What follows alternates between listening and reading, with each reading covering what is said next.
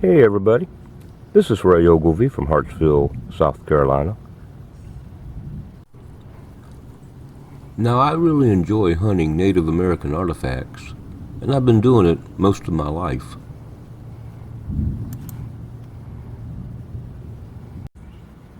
And through the years, people have asked me, how do you find them?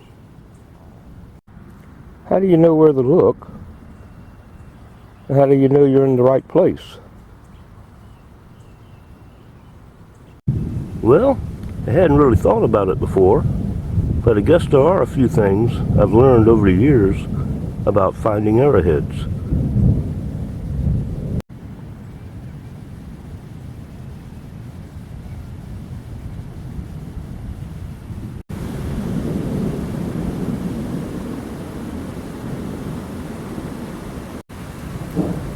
Now I can think of 4 things that are good to keep in mind when hunting for arrowheads. And that's what I want to share with you today.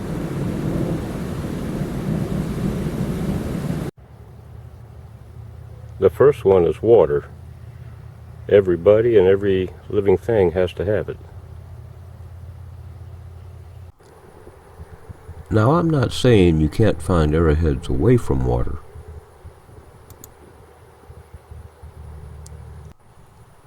But if you're close to water, a creek or a river, you're going to greatly increase your chances of finding them. Now another important thing to keep in mind when looking for arrowheads is that it's important for the ground to have been disturbed.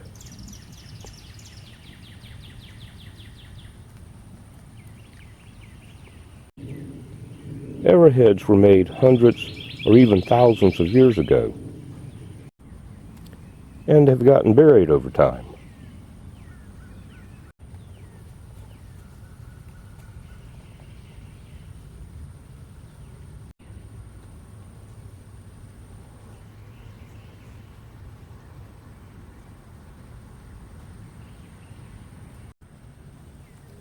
So you'll want to look where there's been some kind of activity that would uncover them.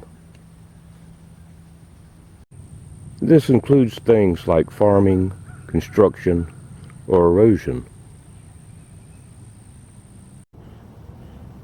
Now if you'll think back, maybe you've recently been on a dirt road, and maybe that dirt road crossed over a creek. If so, that could be a great place to start looking.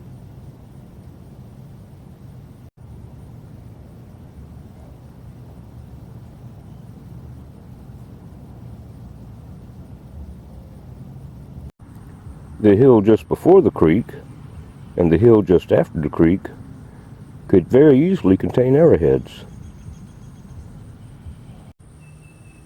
Now this brings me to a very important point. Native American artifacts are protected in most states.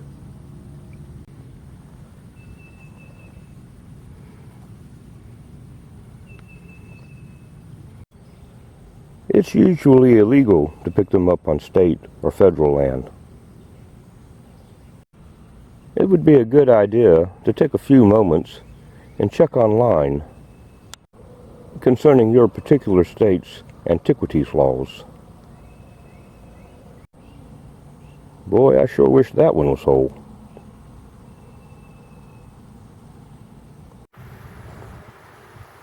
One of the very best places you can hunt is in a field on a farm. Now I can't help you too much with this, but you might already know a farmer. Just ask around where you work, or in any community groups that you might be associated with.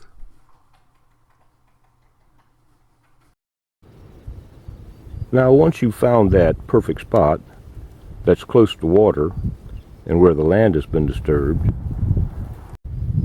you'll want to look for signs, and this is one here.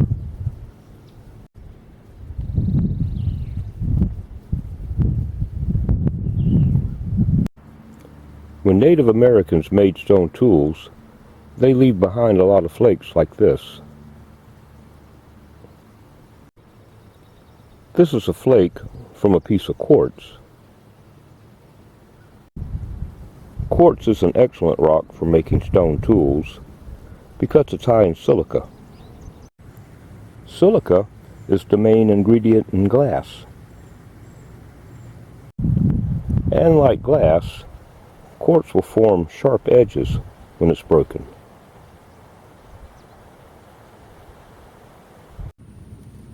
Now here's another flake.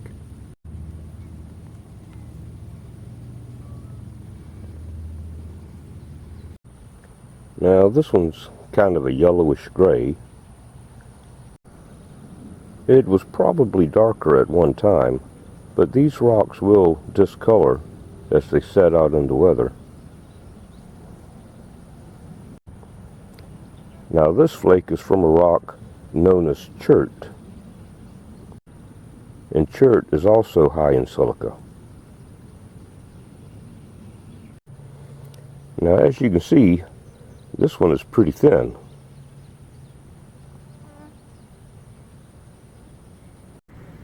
You don't usually find rock broken like this naturally. For a flake to break off of a rock this thin, the rock has to be hit at just the right angle. So when you find flakes of rock like this laying around, you know that man probably had a hand in it. And here's another little flake.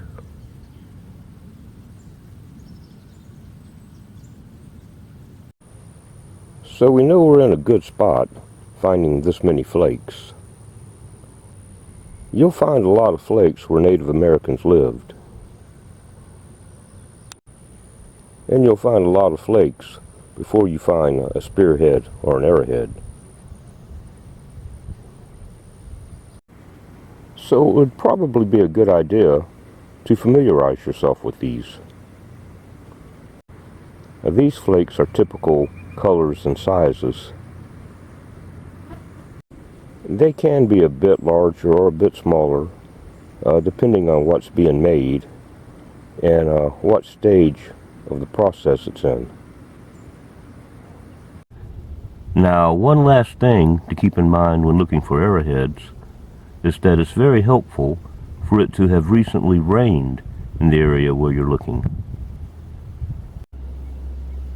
The rain washes off the arrowheads and makes it easier to see them.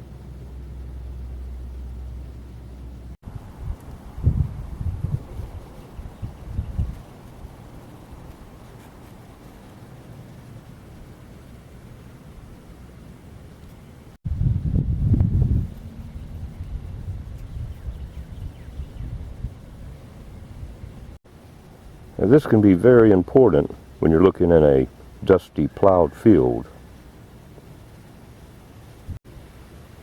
And that's why a lot of arrowhead hunters like to go right after a big rain.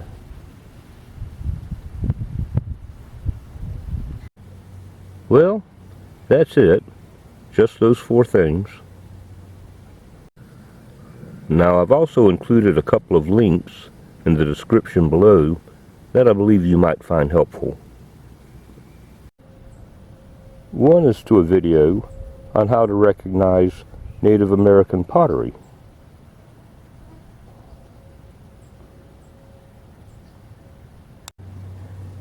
And the other is to a video about hammerstones. I hope this information will be useful to you, and I hope you'll be able to get out and do some arrowhead hunting yourself. It's a wonderful pastime. As always, thanks for watching, and good luck.